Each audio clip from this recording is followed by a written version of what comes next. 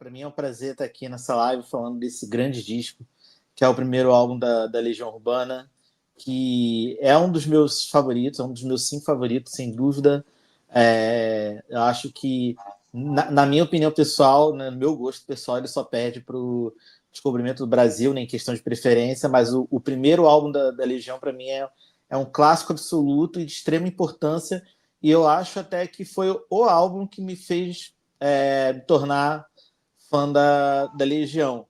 Né? Não foi a primeira vez que eu vi Legião por conta desse álbum, mas já tinha escutado o Giz na rádio, né? Na época eu tocava muito, né, na Atividade Transamérica e tal, mas quando eu vi esse álbum, ele me converteu num fã de Legião.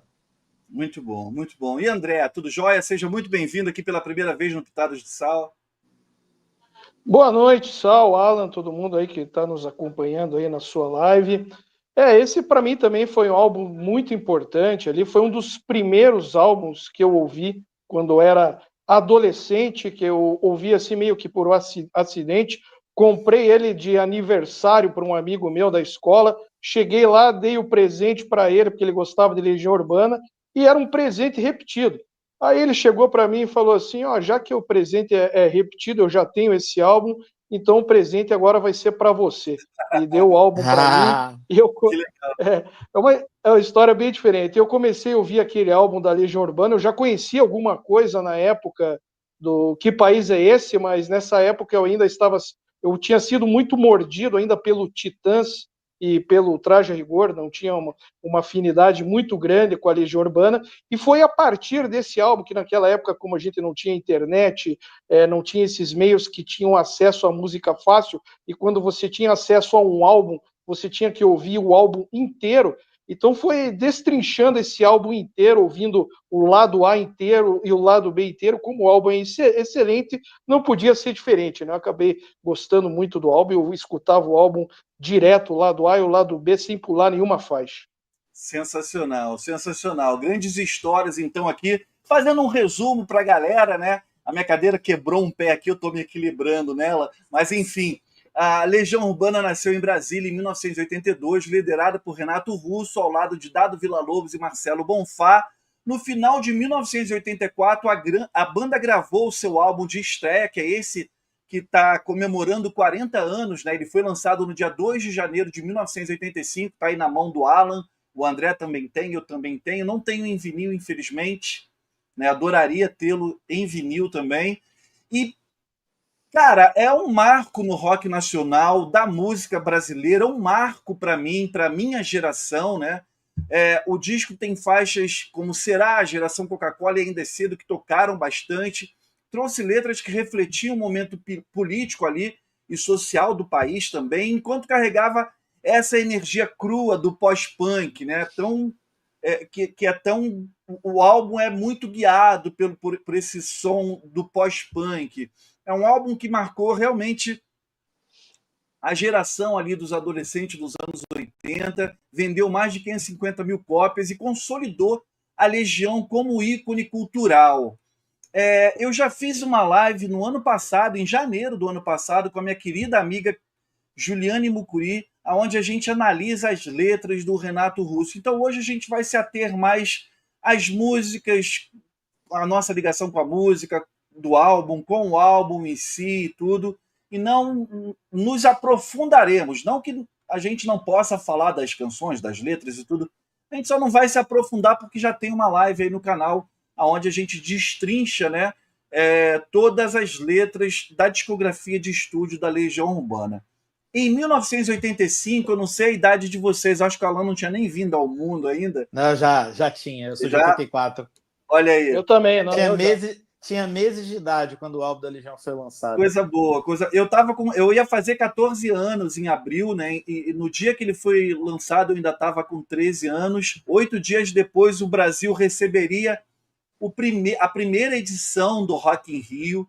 O Brasil vivia esse início de redemocratização, era o fim da ditadura militar. E não tentem passar pano, era ditadura militar. Palmas para Fernandinha Torres, merecidamente ganhou o Globo de Ouro, com esse filme belíssimo. Então, assim, era o fim da ditadura militar, um período de esperanças para o Brasil, de incertezas também, e de mudanças profundas na sociedade. Brasília, por sua vez, com seu isolamento geográfico, né? Brasília é longe de tudo, como falam, tornou-se então um caldeirão para o surgimento de novas bandas de rock, como a Legião Urbana, o Capital Inicial, a Plebe Rude. E o Renato Russo dizia que Brasília era a cidade do tédio, mas ironicamente também foi uma cidade que teve essa explosão criativa das bandas, né, dos anos 80. Na opinião de vocês, meus queridos, como o contexto político e social do Brasil da época influenciou o nascimento e o sucesso da Legião Urbana? Sei que vocês eram bebês, né? Mas bebês que se tornaram homens inteligentes, capazes de emitir a opinião de vocês nesse sentido, né? Porque o que faz de Brasília um lugar tão peculiar para o surgimento do rock nacional, começando pelo Alan ali, que é músico e tudo, tem a banda como uma das suas preferidas. O que você acha, Alan?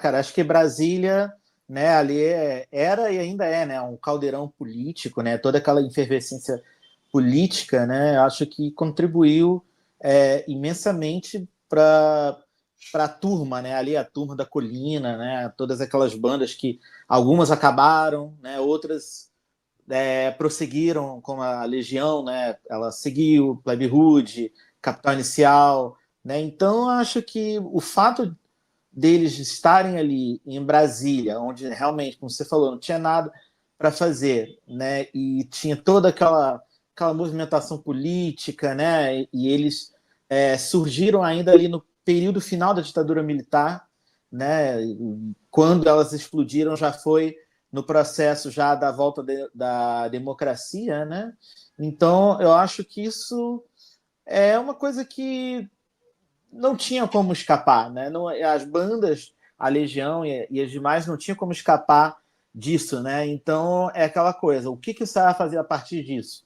Você vai se alienar completamente, né? Você vai ignorar tudo que está ali na tua volta em Brasília, os políticos, né? Naquela época eram os militares, aí depois, né, a volta, né, do Congresso, os deputados e tal. Você vai ignorar isso, vai fechar o olho para isso e vai escrever sobre outra coisa, né? Ou você vai pegar e vai falar sobre o caldeirão, né? O furacão que você está ali dentro vivendo, né? Então acho que eles tiveram uma escolha consciente, inteligente e de maneira criativa. Os caras pegaram aquilo ali e usaram ao seu favor. E acho que o Renato Russo foi um mestre nisso. Eu acho que ele foi um mestre e me arrisco a dizer que ele foi um mestre mais do que ninguém. Acho que ele foi o que melhor soube ver o que era Brasília, o que ainda é a Brasília, eu acho, Sim, sim. e sumarizar isso nas letras e no conceito da Legião Urbana. Perfeito, perfeito.